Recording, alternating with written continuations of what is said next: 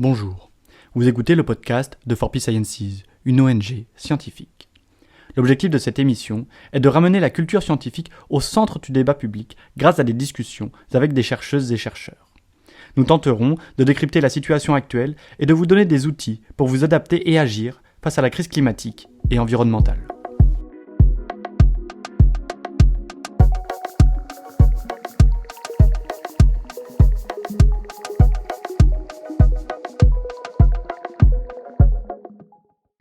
Bonjour à tous, aujourd'hui nous allons surfer sur la vague du savoir. Moi c'est Marine et je suis avec Fanny.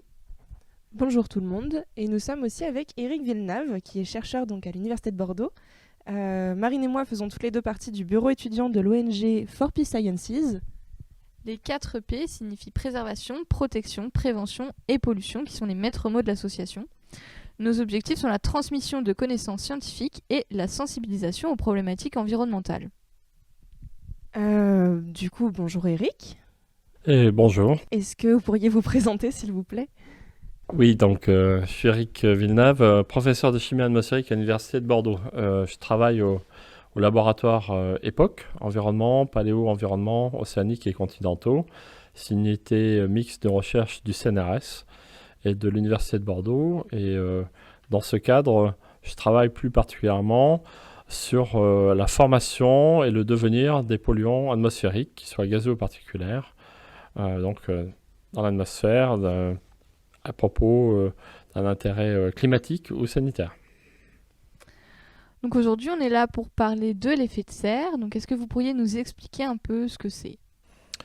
Alors l'effet de serre, c'est tout simplement l'effet qui permet d'avoir la vie sur Terre, qui maintient une température dans l'atmosphère terrestre qui est viable. Donc aujourd'hui autour de 18-20 degrés. Il faut voir que s'il n'y avait pas aujourd'hui d'effet de serre sur Terre, on aurait une température moyenne de l'ordre de moins 20. D'accord, donc dans la conscience collective, c'est quelque chose d'assez néfaste, mais pourtant c'est quand même quelque chose qui semble essentiel. En fait, l'effet de serre est quelque chose de complètement naturel et d'ailleurs, il est principalement dû à la vapeur d'eau qui est présente et qui est liée au cycle biogéochimique de l'eau que l'on connaît tous finalement, qui est lié d'abord à l'évaporation de l'eau des océans, des lacs, des rivières sous l'influence du rayonnement solaire. Et cette évaporation de l'eau crée de la vapeur d'eau et cette vapeur d'eau va petit à petit voyager, se condenser pour former des gouttelettes qui formeront des nuages, et les nuages vont grossir, se déplacer petit à petit pour précipiter, et donc pour revenir sur les bassins de réservoirs d'eau sur la Terre. Aujourd'hui, il y a à peu près 70% de la surface terrestre qui est occupée par des océans, et donc on voit que le cycle de l'eau est quelque chose qui est naturel, et donc la vapeur d'eau, elle maintient aujourd'hui un effet de serre terrestre à 55%, la vapeur d'eau est responsable de cet effet. Et du coup, chimiquement, physiquement, qu'est-ce qui fait qu'on a cet effet de serre au niveau des rayonnements solaires ? À quoi c'est dû ?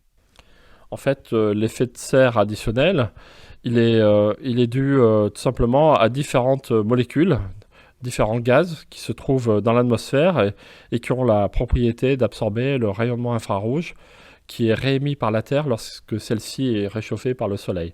Je prends toujours un exemple qui est assez simple à comprendre, c'est en été, on a du mal à marcher sur le sable qui est chaud. Tout simplement, le sable est réchauffé et on le voit que on court très rapidement sur la plage, pieds nus, et cette température de la Terre, en fait, elle se traduit sous la forme d'une irradiation dans le domaine de l'infrarouge. Et c'est cette irradiation qui est émise par la Terre en réponse au réchauffement par le Soleil, finalement, qui va donner cet effet de serre additionnel. Et du coup, c'est différent d'une réflexion.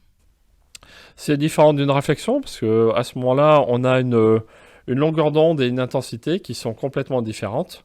Donc ça se rajoute à une réflexion. Une réflexion, c'est provoqué par un pouvoir de réflexion qu'on appelle l'albédo, qui est le pourcentage de lumière qui est réfléchi sur le pourcentage d'irradiation qui arrive sur la surface de la Terre.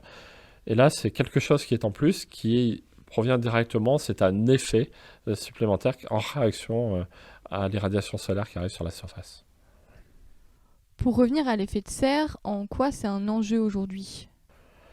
C'est un enjeu aujourd'hui, tout simplement, si on ne parle pas de l'effet de serre, mais plutôt de sa dérive, c'est-à-dire que l'augmentation due à la présence des gaz à effet de serre en excès, l'augmentation de l'effet de serre qui, effectivement, se traduit par une évaluation aujourd'hui d'une hausse de la température entre 1,5 et 4 degrés moyenne dans l'atmosphère terrestre d'ici 2100.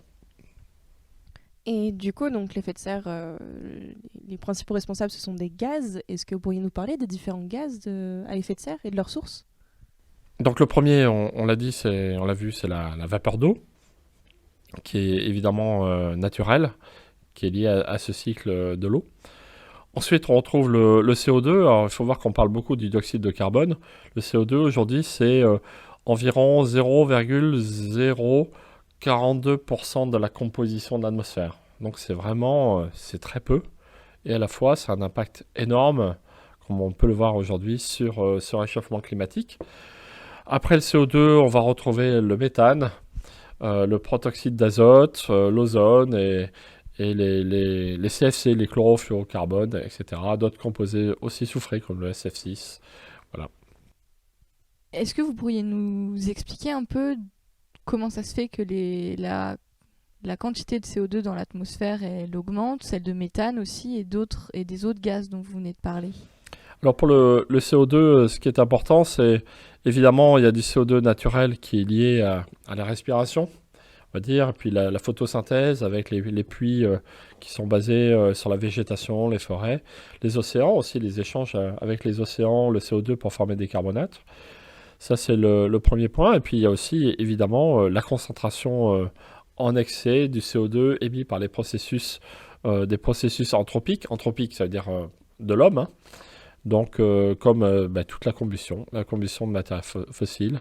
Donc, les cheminées des usines, le transport routier, le chauffage résidentiel, toutes les activités qui produisent donc du CO2. Pour les autres gaz à effet de serre, bien le protoxyde d'azote, il a des sources naturelles dans le cycle de l'azote aussi, un peu un cycle similaire à celui de l'eau, mais qui va être, on va dire, encore plus forcé par l'utilisation des engrais. Et donc là, on va se retrouver avec des émissions de protoxyde d'azote qui sont beaucoup plus importantes. Il y a aussi des sources typiquement anthropiques applicatives du protoxyde d'azote, comme les anesthésiants dans les hôpitaux, dans certains cas bien précis, puis aussi les propulseurs d'aérosols et tous les gaz qui font rire les ados. Pour l'ozone, c'est différent, c'est un polluant secondaire, donc ça veut dire qu'il n'est pas secondaire non pas par son importance, mais tout simplement parce qu'il se forme in situ dans l'air suite au rayonnement solaire qui va donc créer de l'ozone. Et donc ça, c'est une source qui est difficile à contrôler et que l'on ne peut qu'observer. Et enfin, pour les gaz fluorés, on va dire, quasiment l'ensemble des composés fluorés absorbent dans le rayonnement infrarouge émis par la Terre. Et ce sont des composés très, très majoritairement créés par l'homme pour différentes applications en électronique, etc. Voilà. Pour revenir à l'ozone, on a donc une couche d'ozone qui nous protège des UV, mais vous êtes en train de nous dire qu'il y a aussi une couche d'ozone qui induit et qui provoque en partie la dérive de l'effet de serre? Alors oui, l'ozone, c'est un problème complexe à lui tout seul. C'est un gaz à effet de serre, donc il absorbe le rayonnement infrarouge émis par la Terre. C'est aussi, donc, comme vous le dites, un gaz qui absorbe le rayonnement UV qui est émis par le Soleil dans la stratosphère, à peu près à 25 km de la surface de la Terre, et qui nous protège, donc qui fait que la vie sur Terre est possible. Et puis enfin, l'ozone est aussi créé à la surface, dans le premier kilomètre, on va dire. Là, on parle pas de couches d'ozone à ce moment-là, mais de pics d'ozone plutôt, et qui sont issus essentiellement du transport routier ou d'activités industrielles. Voilà. Donc c'est un polluant multiple. Merci pour ces précisions. Pour revenir à l'effet de serre, quelles vont être les conséquences sur le climat et sur l'environnement au-delà de l'augmentation de la température qu'on observe depuis quelques années? Alors, il y a plusieurs choses. Souvent, Évidemment, l'élévation de la température, ça provoque des périodes caniculaires. On sait que, par exemple, la France, d'ici 2100, on prévoit entre 35 et 55 jours d'affilée de canicule, température supérieure à 35 le jour, supérieure à 25 la nuit. Donc imaginez aujourd'hui une canicule en France, c'est 10 000 morts quand on a une semaine consécutive de canicule. Donc là on parle d'un mois ou un mois et demi de canicule d'affilée, donc on est sur un autre rythme.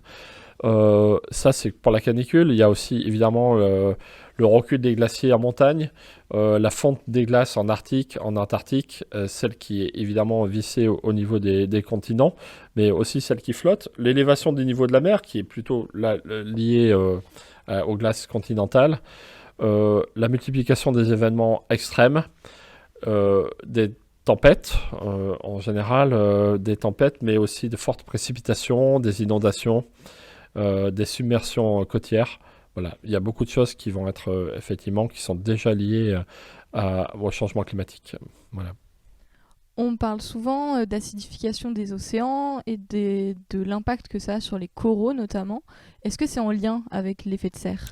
Alors il y a deux choses. Le lien, c'est en lien en tout cas avec les concentrations de carbone. Il faut voir que plus vous avez de CO2 dans l'air, plus les échanges avec les océans vont se faire. C'est des échanges thermodynamiques qui sont connus. Et donc, on va augmenter la quantité de CO2 dissous dans les océans. Et donc, on va modifier ce qu'on appelle le cycle de formation des carbonates au détriment du carbonate de calcium. Donc, on va provoquer effectivement des perturbations bien dans les squelettes des poissons, dans les coraux. Mais les coraux sont aussi sensibles tout simplement à l'élévation de la température de la mer aussi. Dans ce sens-là, et donc on parle à ce moment-là de blanchiment de coraux. Dans le dernier rapport du GIEC, il parle d'un effet potentiel de l'augmentation de la température avec des modifications de circulation des masses d'eau, notamment du Gulf Stream. Est-ce que c'est quelque chose qui pourrait avoir un impact qui est important? Est-ce que ça pourrait aussi modifier les circulations des masses d'air dans l'atmosphère? Alors, ça, c'est quelque chose d'assez complexe. Il faut voir que d'abord, la circulation des masses d'eau sur la planète, c'est quelque chose qui prend beaucoup de temps, à peu près 1000 ans pour faire bouger un mètre cube d'eau au niveau de l'océan. C'est la circulation thermohaline, donc où les eaux les plus froides plongent au niveau des pôles, se retrouvent en profondeur et vont se réchauffer petit à petit au niveau de l'équateur. Et donc, en fonction de la salinité, la densité de l'eau va être modifiée. Et évidemment, ce courant de surface et de profondeur agit aussi en surface en interaction avec l'atmosphère, une modification des vents. Et au niveau du Gulf Stream, par exemple, on observe déjà des premières modifications par modélisation du Gulf Stream. La dérive de l'Atlantique Nord, celle qui arrive au niveau de la France, par exemple. Mais c'est quelque chose qui est assez lent, qui peut se passer sur une centaine d'années, par exemple. Mais en se passant sur une centaine d'années, on voit l'intérêt du Gulf Stream. Par exemple, si on considère que Bordeaux et New York sont à peu près à la même hauteur, eh bien, on se retrouve avec des hivers à New York où on a 3 semaines de neige et de gel par an avec une température de l'océan qui est autour de 10 degrés maximum. Et on se retrouve, nous, avec un climat tempéré océanique et peu de jours de gel. Donc, on voit vraiment une modification due à cette présence de Gulf Stream. Et du coup, une diminution de ce courant chaud qui arrive au niveau de l'Europe, quelles conséquences ça pourrait avoir sur nous et sur les écosystèmes en règle générale? La difficulté, alors on n'est pas dans un mauvais film de série B américain, donc où ça arrive en 3 jours et tout le monde va mourir instantanément. C'est quelque chose qui prend quand même du temps. Je parlais de la centaine d'années, mais effectivement, passer d'un climat océanique à un climat continental, ça veut dire des étés très très chauds. Un peu comme à Strasbourg, par exemple, où on a des étés à 35-40 degrés, et puis en hiver, il fait -10. Et là, on se retrouverait avec ce climat-là sur les côtes européennes, par exemple. Donc, on voit bien, mais ce changement se fera encore une fois sur des durées assez longues. Et évidemment, ça peut laisser peut-être un peu plus de temps à certaines espèces de s'adapter, mais 100 ans sur l'adaptation d'une espèce, c'est rien en fait. C'est un délai qui est très très court par rapport à l'évolution des espèces. Mais donc, toutes ces petites et grosses modifications, finalement, même si elles sont assez parfois longues dans le temps et parfois plus courtes, est-ce que vous pensez qu'il existerait un point de non-retour de ces modifications quand on pense par exemple à des boucles de rétroaction positive Alors, le point de non-retour, c'est toujours difficile. Aujourd'hui, si on parle franchement, on sait que pour arriver à maintenir une élévation de température globale terrestre à 1,5 degré, il faudrait diminuer la concentration des émissions, les émissions de gaz à effet de serre, principalement du CO2, je crois, d'un facteur 2, je réfléchis en temps réel, d'ici 2030. Donc on voit qu'aujourd'hui, on est une tendance soit à la stabilité pour certains pays, très peu, plutôt à l'augmentation toujours. Donc le point de non-retour, on comprend bien déjà que ça va être impossible sûrement d'assurer ce plus 1,5 degré. À minima, donc on va au moins vers 2 degrés. Il y a un rapport du GIEC qui est paru aujourd'hui sur comment arriver à plus 1,5 degré. Il y a eu un rapport en 2018 aussi qui est paru sur cette limite de 1,5 degré qui était une limite raisonnable, mais qui amène à se débarrasser, d'avoir des zéro émissions de gaz à effet de serre avant 2100, 2080. Donc ça paraît déjà, on pense déjà à ce point de non-retour qu'on a déjà atteint. Pour revenir à une échelle moins large qu'un point de non-retour à l'échelle de tout le climat, on peut parler de point de non-retour et de boucle de rétroaction positive à plus petite échelle, par exemple avec la fonte des glaciers. Souvent, dans les médias, on peut parler du fait que avec la fonte des glaciers, ça diminue la surface blanche qui réfléchit le soleil, et donc ça va amplifier d'autant plus l'augmentation de la température et l'élévation du niveau de la mer. Est-ce qu'il existe d'autres boucles de rétroaction positive comme celle-ci qui pourraient atteindre à un moment donné un seuil au-delà duquel, par exemple, toute la glace fondrait? En fait, il y en a plusieurs. Alors, je vais en citer des différentes. Quand vous avez des processus de combustion qui émettent beaucoup de CO2, vous émettez aussi beaucoup de suie.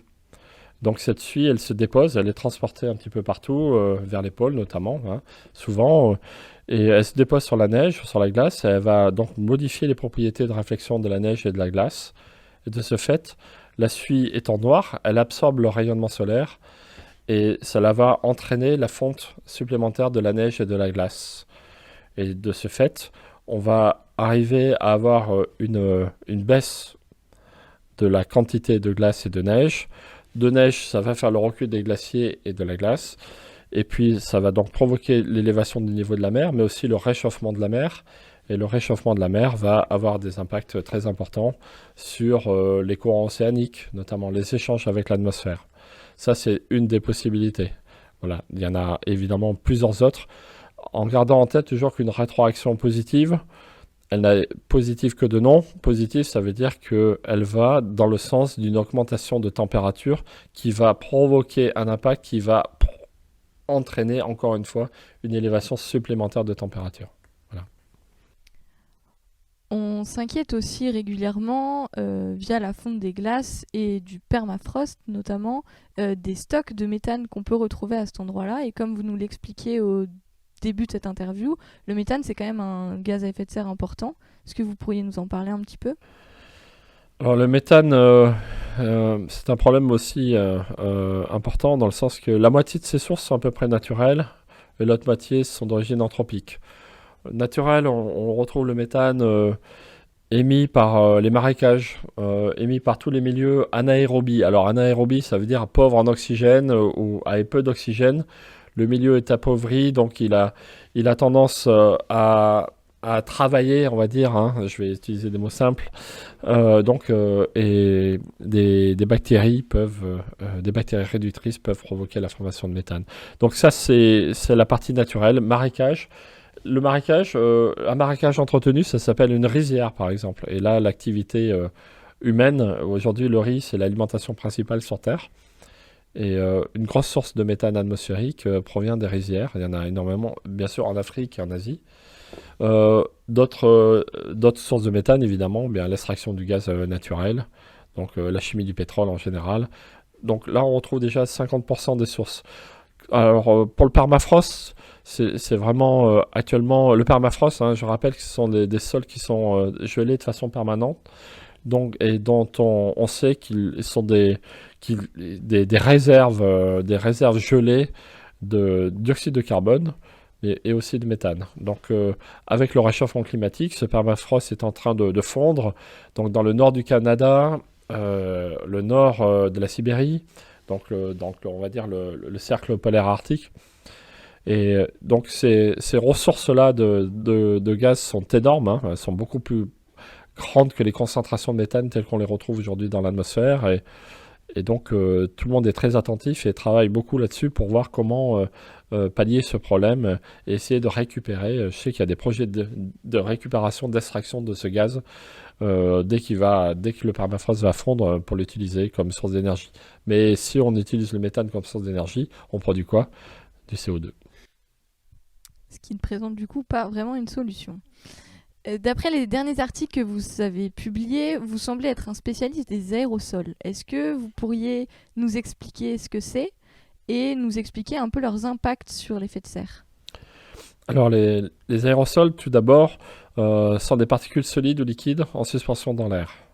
Donc si la particule se dépose, à ce moment-là c'est une particule, et sinon c'est un aérosol dès qu'il est en suspension. Donc les aérosols, c'est une problématique importante aujourd'hui qui est très complexe parce qu'ils ont à peu près toutes les formes, toutes les compositions chimiques et toutes les tailles. Un exemple que l'on vient de voir récemment, c'est la poussière désertique qui est tombée un petit peu partout en France et qui a absolument sali tout, évidemment. Alors c'est un enrichissement par des nutriments aussi pour la biosphère, mais c'est aussi un problème respiratoire, hein, ça a provoqué un niveau d'alerte important au niveau sanitaire, au niveau de la dégradation de la qualité de l'air. Alors au niveau du climat, maintenant, l'aérosol, il a plusieurs effets. D'abord, selon sa couleur. Si c'est un aérosol de sulfate, il est plutôt blanc, donc il va plutôt réfléchir la lumière, l'irradiation solaire et la renvoyer vers l'espace. Par contre, si c'est de la suie, c'est plutôt noir, ça va absorber le rayonnement solaire et donc réchauffer l'atmosphère. Donc là, on voit que rien que la réflexion, c'est important, mais l'absorption aussi. Mais la diffusion, on sait qu'un aérosol diffuse la lumière, un peu comme le ciel est bleu, hein, parce qu'il y a des molécules qui diffusent la lumière solaire. L'aérosol diffuse aussi la lumière, donc dans toutes les dimensions de l'espace. Donc ça, on appelle ça l'effet direct des aérosols sur le climat. Il y a aussi un effet qu'on appelle un effet indirect, qui est en fait le rôle de l'aérosol comme noyau de condensation de nuages. Plus il y a d'aérosols, ces aérosols, ils sont souvent de taille nanométrique, hein, ils commencent à quelques nanomètres jusqu'à une centaine de microns. Eh bien, lorsqu'ils servent de noyau de condensation de nuages, ça veut dire qu'ils ont une hygroscopicité qui fait que l'eau va se coller dessus et va commencer à former un petit noyau de nuage. Et donc, on va avoir des petites gouttelettes de nuages. Et ça va changer donc la forme du nuage, le temps de vie du nuage qui va durer plus longtemps et qui va se déplacer ailleurs.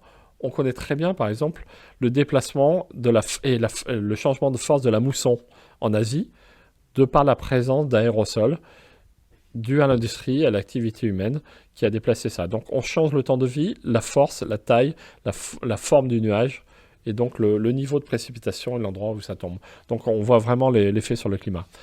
Et un point important, c'est que le nuage aujourd'hui, c'est une des grandes inconnues, c'est la plus grosse inconnue sur le réchauffement climatique. Quand on voit l'évolution et les impacts des gaz à effet de serre, le CO2, on connaît très bien son impact. Le niveau de connaissance est très élevé. C'est pas pour ça qu'il diminue, hein. On vient bien de le voir que ces émissions sont en constante diminution, mais en tout cas, on connaît très bien ces impacts. On connaît moins bien le méthane et le protoxyde d'azote ou l'ozone, mais on les connaît quand même bien, mais moins bien que le CO2, c'est sûr. Par contre, le nuage, il a à la fois des effets positifs et négatifs. Voilà. Parfois, il refroidit, parfois, il réchauffe l'atmosphère, et donc c'est une inconnue, et elle est liée aussi au niveau de l'aérosol qui a lui aussi cette dualité de réchauffement et de refroidissement de l'atmosphère.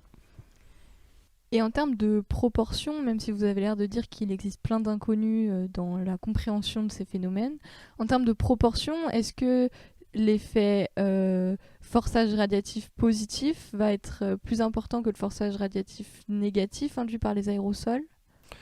En fait, ça dépend aussi de l'altitude. J'en ai pas parlé. Par exemple, dans la formation des nuages, plus le nuage est bas, plus vous avez un ciel qui est chargé en aérosol. On va appeler ça l'effet parasol. Vous voyez que quand il y a un ciel qui est complètement couvert, on ne voit pas le soleil, il fait moins chaud. De ce fait, s'il fait moins chaud, la Terre se réchauffe moins, donc l'augmentation d'effet de serre est moins probante. Donc, et si le nuage est en altitude, effectivement, il est plus près du rayonnement plus important du soleil, et donc l'effet va être modifié. Donc on voit que l'altitude joue aussi un rôle sur cet écart. Je dirais, aujourd'hui, l'incertitude est égale à la valeur de forçage radiatif du nuage. Donc vous voyez le niveau d'inconnu que l'on a, et une grosse partie de la communauté travaille sur les aérosols et les nuages dans le but de mieux comprendre ce changement climatique. Donc, on a bien compris donc, que ces gaz à effet de serre et ces aérosols avaient un gros impact sur le climat et sur la dérive de l'effet de serre. Mais du coup, à notre petite échelle de citoyens et à plus grande échelle de la société, est-ce qu'on peut avoir une incidence sur cette dérive ? Alors à titre personnel, c'est ça ? Ou en général ? Oui, plutôt les deux, disons. Alors, en fait, au niveau international, donc il y a des grandes messes, qu'on appelle des COP. C'est des conférences qui réunissent les chefs d'État et les gouvernements, qui sont entourés de spécialistes du climat, mais aussi d'industriels, de lobbies qui sont là, évidemment, pour défendre leur propre intérêt, et qui sont là pour essayer de s'entendre pour réduire les émissions des gaz à effet de serre. Donc ça, c'est à un niveau international. Donc il y a ce travail qui est fait. Et je prends l'exemple de la COP21 qui était à Paris. Donc c'était il y a 7 ans maintenant. Donc, et qui s'est traduit par la signature du traité de Paris, qui a été validé par beaucoup de pays, mais qui néanmoins aujourd'hui montre ses limites. Même la France ne respecte pas le traité de Paris aujourd'hui, tout simplement par rapport à des problématiques économiques, et aussi par rapport à des choses complexes comme le carburant diesel, par exemple, tout simplement, qui pose à la fois un problème sanitaire, mais aussi ici climatique. Donc ça, c'est au niveau international. Après, au niveau personnel, je crois qu'il est important que chacun doit se rendre compte que son propre impact a un sens. Et aussi petit soit-il, cet impact peut rajouter aux impacts des autres personnes, va avoir un poids qui va être important. Je prends toujours le parallèle avec le vote. Alors bien sûr, il n'y a pas du tout d'élection qui est prévue prochainement, donc c'est un hasard, mais qui montre que finalement on vous dit que chaque voix compte, et c'est la réalité quand on se rend compte de quelqu'un qui est élu avec 50,1%, etc. Et là, c'est un peu la même chose, c'est une somme de bonnes décisions de chacun d'essayer d'utiliser peut-être moins d'énergie, de vivre différemment. Alors bien sûr, à titre personnel, on se dit que c'est une goutte d'eau et que ça ne va pas suffire, mais la somme de gens qui sont actifs dans ce domaine-là, on le voit dans les actions aussi dans l'alimentaire. Le développement des AMAP qui fait sourire beaucoup de gens qui n'y croient pas, mais finalement, on se rend compte que dans les grands cercles urbains, il y a beaucoup de gens qui font vivre des AMAP et qui font une alimentation raisonnée, et qui prend de l'ampleur petit à petit, et qui va pouvoir proposer une autre solution que des grandes surfaces et des grands distributeurs. C'est la même chose dans le cas des décisions que l'on peut prendre par rapport à sa propre utilisation de l'énergie. Pour revenir un peu à l'alimentation dont vous parliez, une mesure qui est souvent considérée comme intéressante à prendre au niveau individuel, c'est de manger moins de viande. Est-ce que vous pourriez nous expliquer en quoi la diminution de la consommation de la viande peut avoir un effet sur l'effet de serre ? Alors j'ai un peu de mal parce que j'aime la viande, mais effectivement, en fait, le problème c'est pas la viande, c'est l'élevage. Donc c'est l'élevage, c'est pas l'élevage en tant que tel, c'est l'élevage intensif. La propension à avoir une démographie galopante dans tous les pays, eh bien, fait que, en voulant élever le niveau de vie, les gens n'envisagent qu'avoir un niveau de vie élevé, eh bien, ça passe par une alimentation basée sur la viande. Il y a 100 ans en arrière, en France, on mangeait de la viande une fois par semaine. Aujourd'hui, il y a des gens qui mangent de la viande tous les jours. Donc cet élevage intensif, il se fait au détriment de quoi ? Il se fait au détriment, évidemment, de la qualité de la viande, mais très bien, mais aussi de l'utilisation d'engrais pour faire de la production. La production de quoi? De soja, par exemple. Hein, l'homme ne mange pas beaucoup de soja ou de maïs, dont les déchets vont servir principalement de d'alimentation pour le bétail. Et donc là, on se rend compte que petit à petit, la dérive de l'alimentation de l'élevage, eh bien, ça va produire plus de protoxyde d'azote. On va avoir plus d'émissions de méthane de par les déchets qui sont émis par l'élevage. Et on parle souvent en rigolant des émissions émises par la vache. Hein. Donc ça s'appelle la double fermentation gastro-entérique. Hein. Vous avez vu, je m'en sors bien. Donc qui émet du méthane. Hein. C'est jusqu'à 14% des émissions de méthane, c'est l'élevage. Bien, il faut voir que l'élevage aujourd'hui est bien considéré comme une source humaine de méthane parce que l'élevage est tellement intensif que ce n'est pas un élevage, ce n'est pas naturel. Et donc voilà un exemple de dérive. Vous nous parliez aussi tout à l'heure des COP qui proposent des mesures gouvernementales pour pallier au changement climatique. Récemment, il y a eu la COP26 à Glasgow. Qu'est-ce que vous en avez pensé? Qu'est-ce qui est à en tirer exactement? Alors c'est toujours difficile. On sait très bien que dès qu'une COP a un peu marché, c'était le cas de la COP 21 au départ où les gens ont vraiment signé des accords importants qui n'arrivent pas trop à respecter, hélas, aujourd'hui. Mais eh bien, il y a plusieurs COP après qui marchent moins bien et qui sont des COP intermédiaires avant de grands sommets supplémentaires.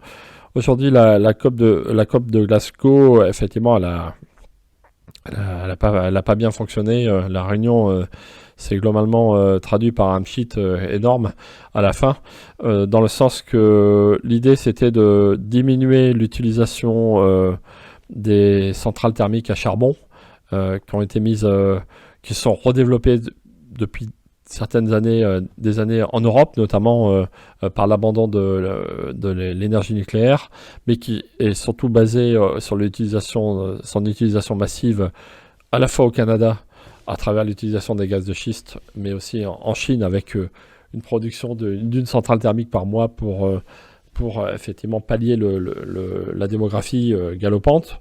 Donc, finalement, c'est un échec à la fin et les pays n'ont pas réussi à s'engager à une diminution de l'utilisation du charbon. Et le charbon, la combustion du charbon, évidemment, elle produit énormément de déchets, mais aussi beaucoup de CO2. Voilà. Pour résumer, est-ce que vous pensez que les mesures qui doivent être prises pour diminuer les émissions de gaz à effet de serre, elles doivent être plutôt gouvernementales ou se faire à notre échelle de citoyens? Alors, comme je disais tout à l'heure, un petit peu les deux.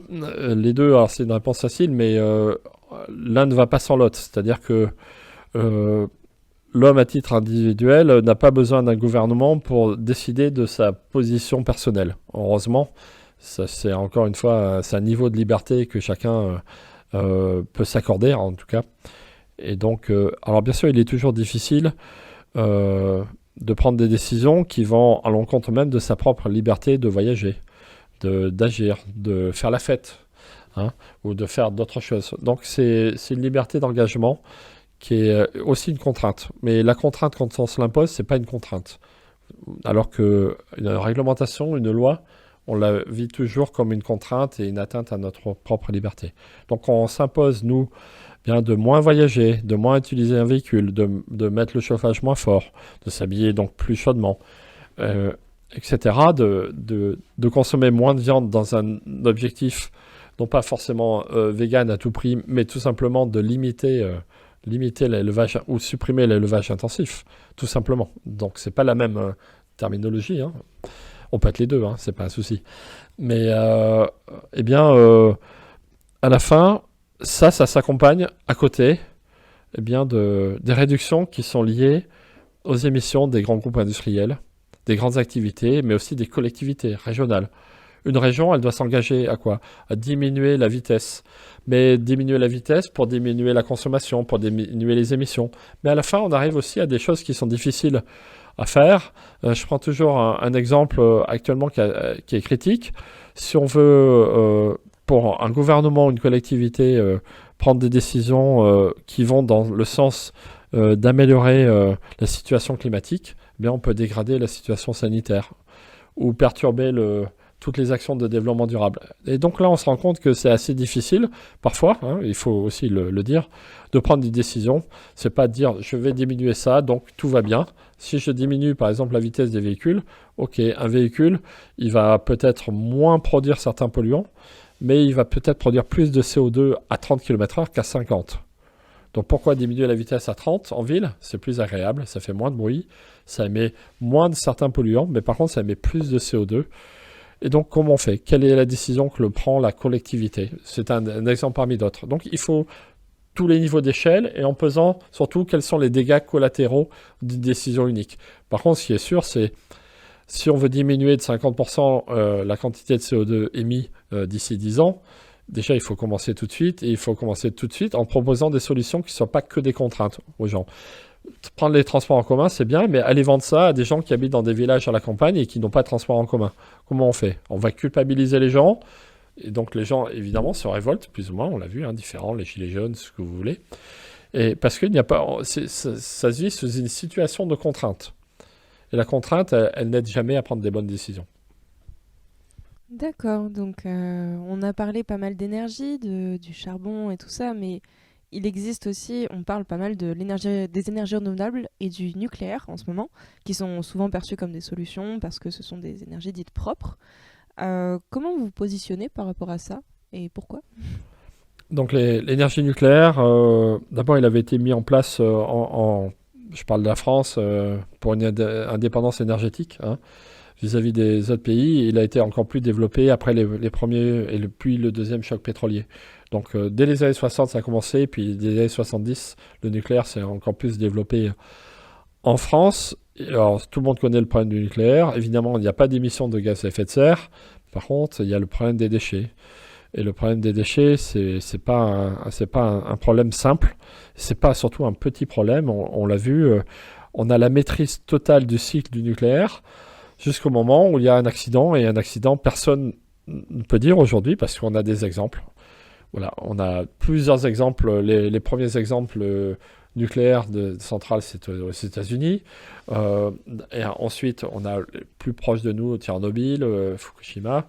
Donc, ces accidents et ce niveau de stockage des déchets nucléaires, eh bien aujourd'hui, on le maîtrise jusqu'au moment où on ne le maîtrisera plus. Et encore une fois, c'est un héritage pour les générations futures. Donc voilà. Donc la décision, elle est dure à prendre. Aujourd'hui, on le voit dans un contexte compliqué, complexe, international, vis-à-vis des situations de guerre. Les gens se retournent à nouveau vers le nucléaire pour enlever une dépendance vis-à-vis du gaz. Eh bien, donc on enlève un problème, mais on se rajoute un autre problème. Donc on voit que la décision, elle est jamais simple. Il n'y a pas quelque chose qui est simple. Ne serait-ce que rien que les éoliennes, hein, on voit l'avantage. Mais personne ne veut une éolienne dans son jardin ou dans son visuel parce que c'est moche. Ça fait du bruit, ça perturbe les oiseaux, hein, évidemment. Et puis aussi, fabriquer une éolienne, il y a des terres rares dedans, ça détruit des écosystèmes complets à des endroits, notamment en Chine, etc. Donc il n'y a pas de solution super propre. Si vous pouvez marcher, faire du vélo, mais on ne peut pas aller partout. On ne peut pas aller trop loin non plus, hélas. Voilà. Vous n'avez pas l'air d'être forcément pro-nucléaire, du coup, de ce que je comprends. Qu'est-ce que vous pensez d'une décision politique comme a pris l'Allemagne, par exemple, de fermer ses centrales nucléaires au profit des centrales à charbon dans ce cas-là? Comment on fait? Et voilà, c'est typiquement l'exemple parodique. Donc surtout que l'Allemagne là est en train de réfléchir à exactement refaire le chemin inverse aujourd'hui. Donc depuis un mois, donc je sais pas quoi dire. Supprimer un problème où évidemment l'Allemagne ça fait très longtemps qu'il lutte contre le développement du nucléaire en général. Donc ce sont des leaders dans ce domaine-là. Mais les remplacer par des centrales thermiques à charbon, c'est une aberration, alors que le charbon, on a tout fait pour s'en débarrasser depuis les années 50 jusqu'à aujourd'hui, parce que c'est vraiment une énergie qui émet beaucoup de CO2 et puis aussi du black carbone, des aérosols en très grande quantité. La courbe de changement de baisse de température qui a eu lieu dans les années 50 jusqu'à 60, eh bien, elle était due à l'émission massive des aérosols due à ce développement notamment du charbon et de l'utilisation du charbon pour développer la reconstruction de l'Europe, etc. Donc, le passage d'un problème à un autre problème, comment on fait pour choisir? C'est ce que je vous ai dit. Moi, je ne sais pas faire. Pour moi, les deux solutions sont mauvaises, mais est-ce que demain, on peut vivre sans utiliser de l'énergie? La réponse est sûrement oui, parce que l'homme a déjà vécu sans toutes ces énergies. Honnêtement, depuis la création du feu, on est quand même dans une énergie de combustion, à la fois pour le chauffage et pour l'alimentation. Donc, quel est le système? Moi, je veux éviter la parodie de dire que l'homme va revivre au temps des cavernes. C'est complètement absurde, on sait que c'est pas vrai. On est assez intelligent, développé pour faire plein de choses. Par contre, il faut accepter une décroissance. Mais quel type de décroissance et quel niveau de décroissance pour une vie différente? Mais pas pour une vie d'homme des cavernes, ça n'a pas de sens. Par contre, une vie différente, quel est le niveau d'acceptation de chacun et de volonté de chacun de faire ça? C'est ça qui est difficile. Et le problème de l'Allemagne, à mon avis, ça montre bien que la solution, elle est difficile à prendre pour un gouvernant, quel qu'il soit, de n'importe quel parti. Certains voient comme solution, comme source d'énergie future qu'on pourra exploiter, la fusion nucléaire. Est-ce que vous auriez une opinion là-dessus? Alors, bien sûr, j'ai pas des opinions sur tout. Plus je m'éloigne de mon centre, on va dire, non pas d'intérêt, mais de compétences. Néanmoins, on sait que c'est sûrement une énergie d'avenir. Aujourd'hui, c'est en plein développement. La Chine est très avancée sur ces dossiers-là aussi, pas que les États-Unis et l'Europe. Je dirais... je demande à voir, c'est comme aux cartes. C'est-à-dire, à un moment, on parle que des avantages. L'avantage, c'est de trouver une énergie qui soit pas chère, moins chère en tout cas, qui soit moins dangereuse, qui ait moins de déchets et moins d'impact. Est-ce que quelqu'un a déjà réfléchi à ces impacts-là? Aujourd'hui, je ne les connais pas, donc je m'arrêterai là pour en parler.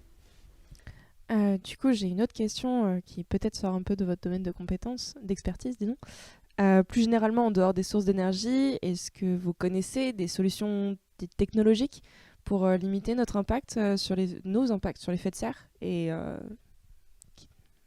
qu'est-ce qu'on peut faire? Alors, bien sûr, ça s'appelle la géo-ingénierie. La géo-ingénierie, c'est souvent de créer à l'échelle globale des solutions qui pourraient diminuer la température de l'atmosphère. Bien sûr, il y a, indépendamment de cette géo-ingénierie globale, il y a d'abord le stockage des gaz à effet de serre, le stockage du CO2. On voit qu'il faut être proche des sources. Il faut avoir un système qui est complètement étanche, qui est souvent un ancien gisement gazier. Bon, finalement, ça fait très longtemps qu'on en parle, mais ça ne s'est pas plus développé que ça. Donc, il y a d'autres systèmes plus ou moins fantasques, on va dire, de suppression des gaz à effet de serre en amont. Et puis, il y a d'autres solutions de dire, on sait que l'effet parasol existe. On en a parlé juste tout à l'heure, d'essayer simplement de mettre quelque chose entre le soleil et nous. Par exemple, en développant en faisant des émissions massives de sulfate dans l'atmosphère. Moi, j'ai mis un gros bémol. Je pense que les solutions technologiques, elles n'engagent que ceux qui y croient. Elles sont évidemment, pourquoi pas bien, mais aujourd'hui, il n'y a aucune solution technologique qui est valable, qui a un sens et qui n'a pas d'impact négatif autre, que ça peut être des impacts sanitaires, parce que là on parle de climat ici aujourd'hui ensemble. L'émission de sulfate, eh bien, le sulfate, par définition, par précipitation, au bout d'un moment va retomber, va se déposer dans l'air. Et s'il se dépose dans l'air, il se dépose sous forme d'acide sulfurique en étant chargé d'eau. Et donc là, on a mis des années à se débarrasser des concentrations de SO2 dans l'air. Et aujourd'hui, en injecter massivement, comme peut le faire un volcan, on le voit, un volcan, l'éruption du mont Pinatubo en 1991, qui était la dernière plus grosse éruption volcanique, c'est effectivement c'est équivalent à 3-4 années d'activité humaine. Donc ça fait diminuer la température de 1,5 degrés sur la Terre au niveau régional. Régional, je considère toute l'Asie. Donc on voit l'intérêt de ces particules de sulfate, mais on voit que surtout le volcan, il a une durée d'émission qui est assez courte. Il est en éruption pendant quelques jours ou quelques semaines. Mais là, ça voudrait dire maintenir une émission de sulfate à vie. Mais si on arrête cette émission de sulfate, que se passe-t-il en termes de vitesse tout de suite de réchauffement climatique immédiatement? Ça va être en quelques jours. Comment ça va se passer? Bon, j'imagine même pas les dégâts sur la biosphère, et on fait partie de la biosphère. Souvent, on considère une chose, que la Terre est en danger. Je rappelle tout le temps que la Terre n'est pas en danger, c'est la vie sur Terre.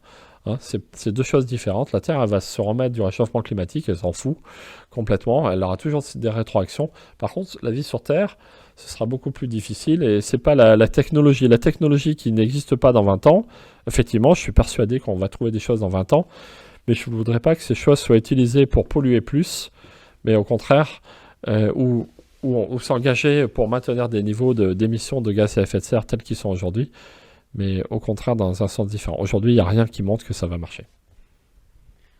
Merci pour vos réponses. Vous avez récemment, début février, si je ne me trompe pas, signé une tribune avec 1400 chercheurs pour appeler les candidats à la présidentielle et les médias à sortir de ce qu'on appelle le discours de l'inaction. Qu'est-ce que vous reprochez exactement aux médias dans le traitement des enjeux climatiques? Alors, aux médias ou aux politiques? Les deux.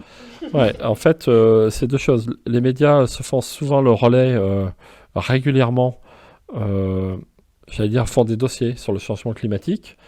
Et, donc les gens les lisent pas. Ils essaient de le faire de temps en temps. Là, je parle plutôt de la presse écrite qui font des dossiers. Le problème, le catastrophisme tel que traité par la télé-poubelle, par exemple, le catastrophisme, c'est il faut faire peur tout de suite. Le changement climatique, son principal problème, je crois, c'est qu'il ne fait pas peur tout de suite. Donc, et on sait que quand on va avoir peur, ce sera largement trop tard. Parce qu'on sait que le temps de vie des gaz à effet de serre, on n'a pas trop parlé, mais c'est CO2, le CO2 résidentiel apporté par l'homme, c'est 100-150 ans, mais en fait, c'est plusieurs milliers d'années. C'est que la partie résiduelle humaine qui a une durée de vie très courte, mais avec le cycle biogéochimie du CO2, c'est plusieurs milliers d'années.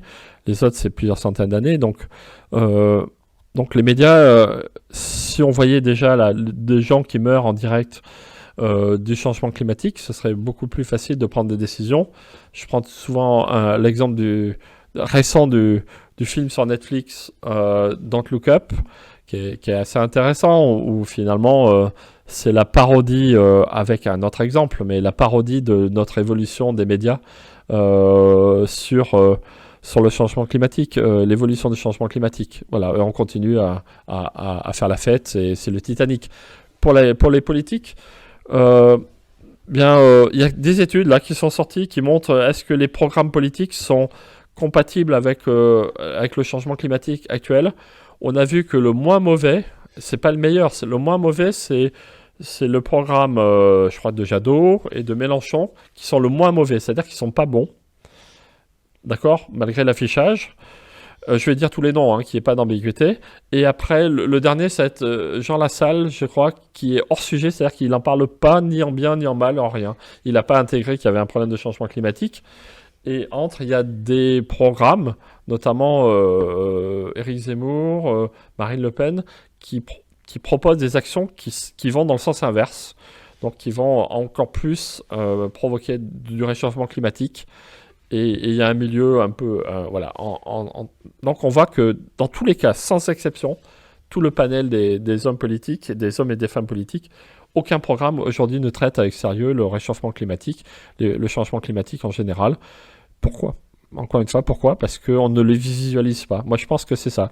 Je prends toujours l'exemple, on fume à 14 ans, du tabac, j'entends, parce que même si on sait qu'on peut avoir un cancer des poumons à 50 ans, mais on ne visualise pas 50 ans quand on a 14 ans, on s'en tape, ça paraît, c'est des vieux cons.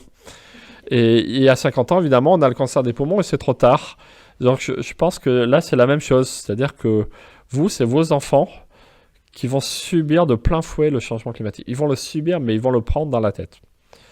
Mais c'est même pas vous. Mais déjà, vous avez une bonne perception de ça. Mais les hommes politiques, qui sont la génération qui est la mienne, la génération de vos parents, eh bien, eux, ils ne la visualisent pas du tout et c'est business as usual.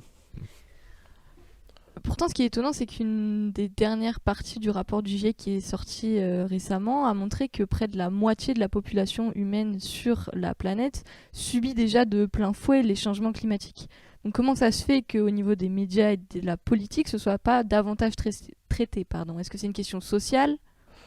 Non, en fait, c'est toujours pareil, c'est une question visuelle, c'est-à-dire que est-ce que vous trouvez qu'on parle beaucoup des attentats en Irak? Par contre, s'il y a un attentat en Belgique, en France, en Espagne, en Italie, en Angleterre, autour de nous, là, on visualise parce que c'est proche de nous. Évidemment, en France, on a vécu des vagues d'attentats atroces. Là, on va parler médiatiquement, politiquement pendant des heures, on va mettre énormément d'actions. Des attentats, au Moyen-Orient, il y en a tous les jours. Moi, je dis en Irak, en Palestine, en ce que vous voulez. Il y a des morts tous les jours et on en parle très très peu entre le foot et le dernier défilé de mode. Et parce qu'on ne le visualise pas, on le visualise de façon lointaine. On parle aujourd'hui de la guerre en Ukraine, on ne parle pas de la guerre au Yémen, ou très peu. Donc, à mon avis, c'est le même principe. Oui, je suis d'accord, il y a beaucoup de réfugiés, alors c'est pas le bon mot, mais climatiques, je sais que c'est pas le bon mot, c'est pas comme ça qu'on les appelle, mais il y a beaucoup de gens qui sont touchés, impactés par le changement climatique aujourd'hui, mais ils ne sont pas à côté de nous, donc on ne les voit pas. Merci beaucoup pour ces avis. On arrive bientôt donc sur la fin de cette interview. Vous avez cité Don't Look Up tout à l'heure. Est-ce que vous auriez d'autres ressources complémentaires que vous pourriez conseiller pour s'informer sur le sujet un peu plus, pour creuser un peu plus, comme des publications, des livres ou d'autres films, ou si vous... Voilà, des conseils? En film, c'est difficile de faire un film sur le changement climatique qui soit pas un nanar. Moi, je vois tous les films américains de série B qui sont sortis où le dérèglement climatique a lieu en 2 jours et il y a le chien qui marche dans la neige et il est content, il est toujours vivant, Toby. Mais donc ça, pour moi, en termes de film, c'est pour ça que Don't Look Up a marché aussi. C'est parce que il a un sens, il a une double lecture, mais il a quand même du contenu. Voilà, c'est pas burlesque, quoi. Après, il y a beaucoup de sites sur Internet de vulgarisation de l'objet climatique pour bien comprendre pourquoi le réchauffement, pourquoi l'élévation de la mer, pourquoi la fonte des glaces, etc. Il y a des sites qui sont très bien faits. Honnêtement, il y en a des dizaines et des dizaines en langue française, en langue anglaise, qui sont faits, qui sont, à mon avis, très très bien faits et que j'encourage. J'en ai pas un spécifiquement en tête, mais même le CNRS aujourd'hui finance un partenariat avec des sites pour vulgariser les problèmes climatiques, pour diffuser dans les écoles. Et nous-mêmes, à notre niveau, on a fait une COP21 junior quand c'était à Paris, où on fait des cours dans les classes, des scolaires, où on montre des diapos vulgarisés, etc. Donc tout ça, tous ces supports existent sur Internet. Donc c'est déjà assez gratuit, les gens peuvent aller les voir. Encore faut-il aller les voir.